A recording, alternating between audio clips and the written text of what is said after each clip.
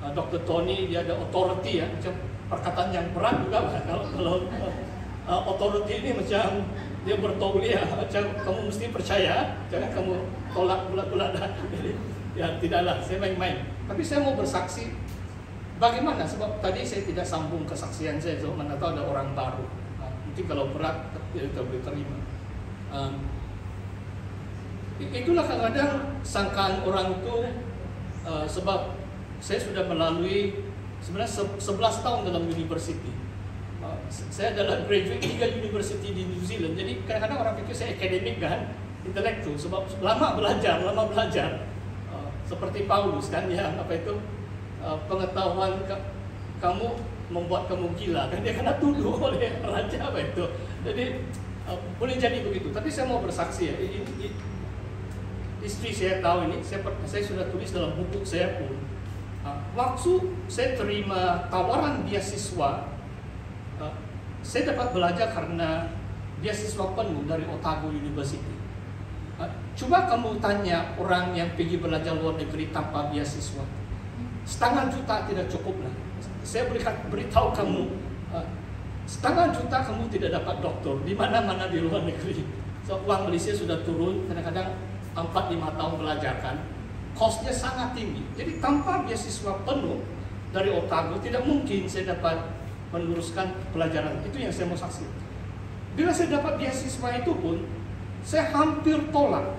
Sebab waktu itu anak kami sudah 2 tahun di New Zealand, dia macam lupa sudah, dia tidak mau cakap Melayu sudah. Jadi saya sendiri khawatir bahwa nanti kalau beberapa tahun lagi baru balik di Malaysia, dia lupa sudah bahasa Melayu.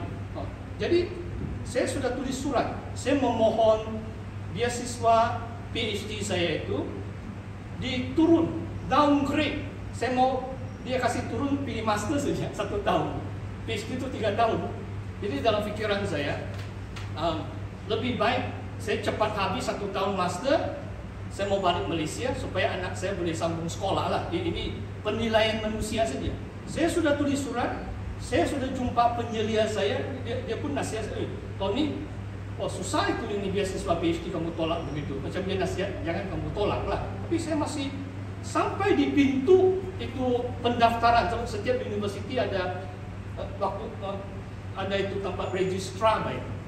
Yang kalau saya tolak itu beasiswa, saya harus bagi surat memohon supaya ditukar PhD 3 tahun itu kepada beasiswa master 1 tahun saja. Saya minta mereka kasih. Jarang itu berlaku. Biasanya orang mau lebih tinggi bahkan. Ya. Jadi apa yang saya mau saksikan tentang suara Tuhan, dan saya percaya dari situlah Tuhan mengajar saya. Sampai saya dekat sudah pintu itu, tiba-tiba ada suara dalam hati. Dan dia katakan seperti ini, Tony, in English, what I want to teach you, you take more than 1 year. So, biasanya saya punya persekutuan, saya baca bahasa Inggris bahkan. Jadi hubungan saya dengan Tuhan biasanya bahasa Inggris.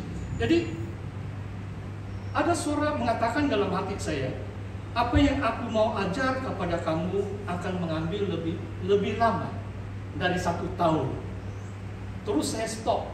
Saya tidak jadi hantar itu surat permohonan kasih turun pergi master. Saya berdoa lagi, dan bila saya berdoa, saya yakin itu suara dari Tuhan, bahwa Tuhan mau saya ambil masa yang lebih lah. PhD itu 3 tahun. Jadi saya teruskan beasiswa PhD itu sampai tamat 3 tahun. Dan siang malam saya belajar kitab Wahyu.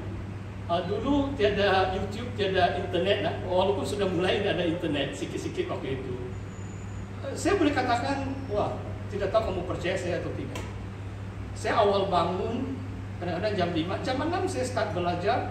Petang saya dah tidur mungkin 1 jam. Saya akan belajar kadang-kadang sampai jam 11 malam. Mungkin 14 jam 1 hari. Saya belajar hanya kitab Wahyu dalam 3 tahun, sedang tulislah. Saya punya tajuk begitu. Dan saya boleh saksikan bahwa setiap hari ada terang baru. Habis sudah tesis saya dapat gelar doktor pun, saya bukan katakan saya paham semua lah.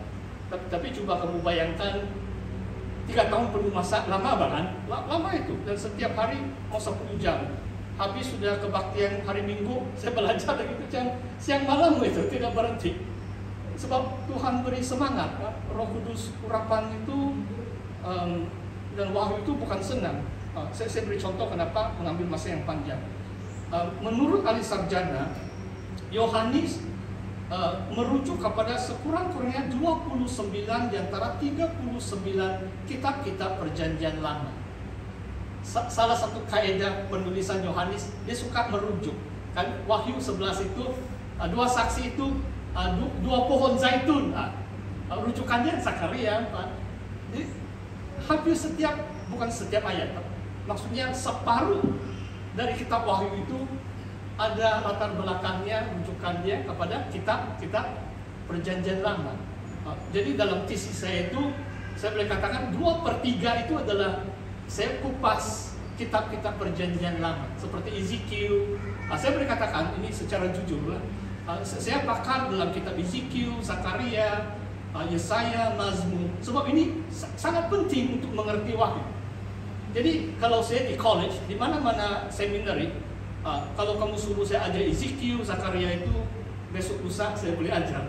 Sebab saya perlu begitu mengkaji banyak kitab-kitab perjanjian lama untuk mengerti secara kontekstual bagaimana kaidah penulisan Yohanes lah. Jadi demikianlah kesaksian